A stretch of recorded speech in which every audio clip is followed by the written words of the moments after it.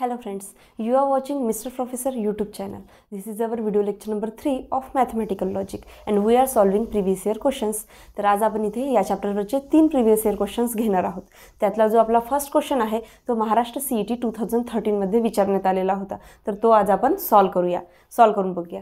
Okay, तर आपला first question काही अशा प्रकारचा आहे. Let P with the boys are playing, Q with the boys are happy. The equivalent form of compound statement negation P or Q is. बघा इथे आपल्याला एक सिम्बॉलिक फॉर्म दिलेला आहे आणि आपल्याला गिवन मध्ये दोन P आणि Q दिलेले आहे स्टेटमेंट. तर P आणि Q वरून जे सिम्बॉलिक फॉर्म इथे दिलेला आहे त्याचा आपल्याला compound statement equivalent compound statement option मधून फाइंड आउट करायचं आहे. ओके, तर सर्वात आधी आपण जे सिम्बॉलिक फॉर्म दिलेला आहे ते लिहून घेऊया. बघा सिम्बॉलिक फॉर्म आहे निगेशन P और Q. ओके, सिम्बॉलिक फॉर्म आहे हे आणि दिलेला आहे आपल्याला P आणि Q. तर त्यावरून आपल्याला याचा आन्सर शोधायचा आहे. बघा इथे निगेशन P म्हणजे जे आपल्याला P दिलेला आहे त्याचा आपल्याला निगेटिव्ह करावं लागेल. बघा P मध्ये दिलेला आहे बॉयज आर प्लेइंग आणि निगेशन P म्हणजे बॉयज आर नॉट प्लेइंग असं आपल्याला लिहावं लागेल इथे आन्सर मध्ये. बघा आपण इथे लिहून घेऊया बॉयज आर नॉट प्लेइंग असं येणार याचं. ओके, निगेशन म्हणजे तुम्हाला सेंटेन्स निगेटिव्ह करावं लागेल. ओके, आणि ते पहा इथे आहे डिसजंक्शन. डिसजंक्शनसाठी आपण लिहित असतो ऑर. ओके, त्यानंतर आहे क्यू. क्यूला इथे आपल्याला निगेशन दिसत नाही आहे म्हणजे क्यू आपल्याला इथे ॲज इट इज लिहावं लागेल. तर आपलं क्यू आहे बॉयज आर हॅपी. आपण लिहूया इथे बघा बॉयज आर हॅपी. आता इथे बघा इथे आपण बॉयज लिहिलेला आहे तर हे एकच सेंटेन्स आहे म्हणून आपण इथे प्रोनाउन यूज करूया दे.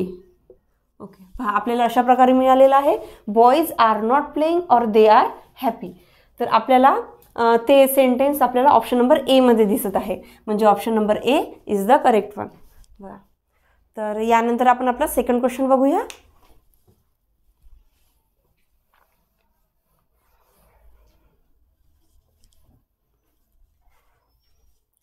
बघा आपला second question. If P implies negation P or Q is false, the truth values of P and Q are respectively. आणि हा क्वेश्चन कर्नाटका CET 2002 मध्ये विचारण्यात आलेला आहे. बघा इथे आपल्याला एक सिम्बॉलिक फॉर्म दिलेला आहे.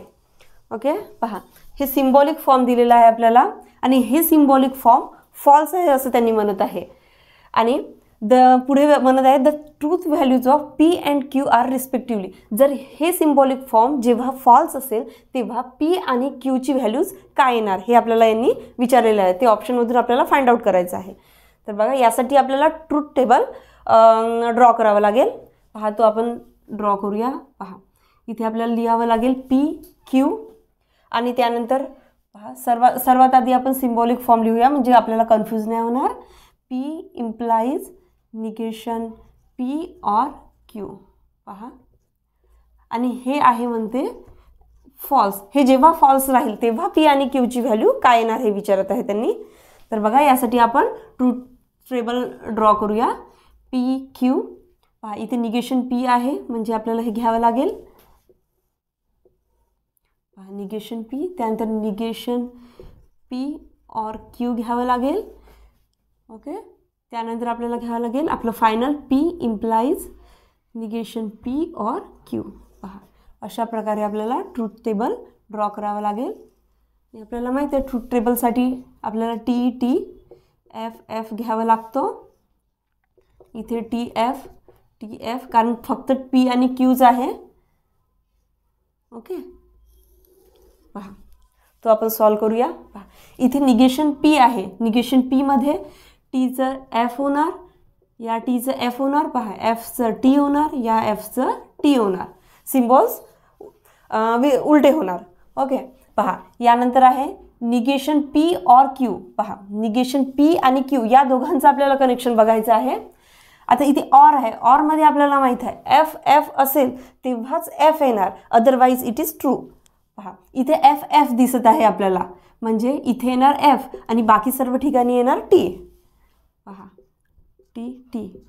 ट्रूथ टेबल सॉल्व करण्यासाठी आपल्याला रूट्स या चॅप्टरमधले जे रूल्स आहे ते माहीत असायला हवे, तेव्हाच आपण ट्रूथ टेबल बरोबररित्या सॉल्व करू शकतो. यानंतर आपल्याला लास्ट टेबल सोडवायचं आहे, लास्ट बॉक्स. पहा, त्यासाठी आपल्याला फर्स्ट आणि फोर्थ टेबलचं कनेक्शन लावायचं आहे. पहा, P इम्प्लाइज निगेशन P और Q. आता इम्प्लाइजचा रूल आपल्याला माहीत असायला हवा. इम्प्लाइजमध्ये जेव्हा T टू F असेल तेव्हाच त्याचा आन्सर F येत असते. ओके, हा रूल आपल्याला माहीत आहे, अदरवाईज इट इज ट्रू. बघा आता T आणि F आपल्याला एकाच ठिकाणी दिसत आहे, सेकंड रोमध्ये. ओके, म्हणजे इथे येणार F आणि बाकी ठिकाणी येणार T. ओके, पहा, हा रूल तुम्हाला माहीत असायला हवा इम्प्लाइजचा. पहा, आपल्याला क्वेश्चनमध्ये विचारलेला आहे, जेव्हा हा सिम्बॉलिक फॉर्म फॉल्स राहणार तेव्हासाठीच्या आपल्याला P आणि Q ची व्हॅल्यूज विचारलेली आहे.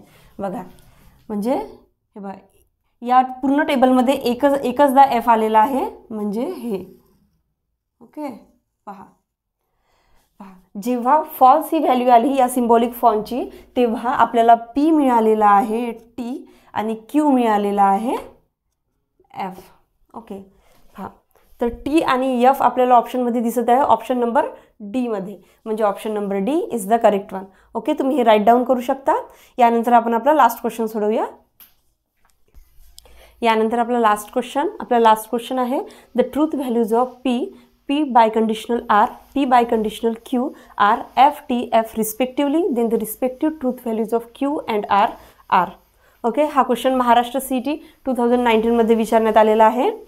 बघा, या क्वेश्चनमध्ये आपल्याला या तीन गोष्टींची व्हॅल्यूज दिलेली आहे आणि आपल्याला काढायचं आहे Q आणि R ची व्हॅल्यू त्यावरून. बघा, आधी जे दिलेलं आहे ते आपण लिहून घेऊया, त्यावरून म्हणजे आपल्याला Q आणि R ची व्हॅल्यू काढता येईल.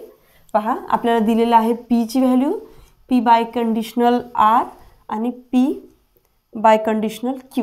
बघा, या गोष्टींची व्हॅल्यू दिलेली आहे आपल्याला, F, T, F. पहा, रिस्पेक्टिव्हली आहे म्हणून F, T, F दिलेला आहे याची व्हॅल्यू, आणि आपल्याला काढायचं आहे Q अँड R ची व्हॅल्यू आपल्याला काढायची आहे. बघा, इथे आपल्याला P ची व्हॅल्यू F दिलेली आहे. ओके, P ची व्हॅल्यू F दिलेली आहे आणि सेकंडमध्ये दिलेला आहे P by conditional R is equivalent to T. Okay, पहा, इथे तुम्हाला रूल्स माहीत असायला हवे. पहा, P च्या जागेवर आपल्याला F लिहिता येते.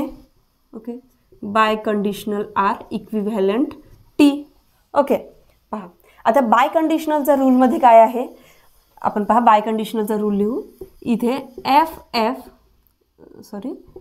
P Q मध्ये F असेल तेव्हा F येणार आणि T असेल तेव्हा T येणार, T असेल तेव्हा T येणार आणि F असेल तेव्हा T येणार, अदरवाईज इट इज F. पहा, आता इथे आपल्याला T दिसत आहे, तर T कधी येणार, जेव्हा दोन्ही गोष्टी सेम आहे, म्हणजे R च्या जागेवर आपल्याला इथे F लिहावं लागेल, तेव्हा कुठे आपल्याला T मिळणार, म्हणजे इथे आपल्याला R ची व्हॅल्यू मिळालेली आहे F. ओके, आता पहा थर्डमध्ये आपल्याला काय दिलेलं आहे, P by conditional Q is equivalent to F म्हणत आहे त्यांनी. ओके, आता पहा थर्डमध्ये आपल्याला ही कंडिशन दिलेली होती, P by conditional Q equivalent to F. पहा, P साठी आपल्याला F दिलेला आहे, आपण F लिहूया, बाय कंडिशनल F. पहा, बाय कंडिशनल F म्हणजे Q ची व्हॅल्यू अशी काय ठेवावी लागेल जेणेकरून आपल्याला आन्सरमध्ये F मिळेल.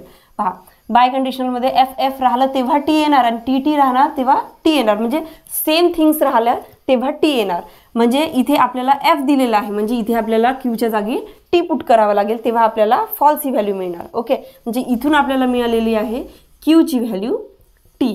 ओके, आणि इथे आपल्याला R ची व्हॅल्यू मिळालेली आहे आणि आपल्याला काढायला सांगितलेलं होतं Q आणि R ची व्हॅल्यू, म्हणजे आपल्याला मिळालेलं आहे आन्सरमध्ये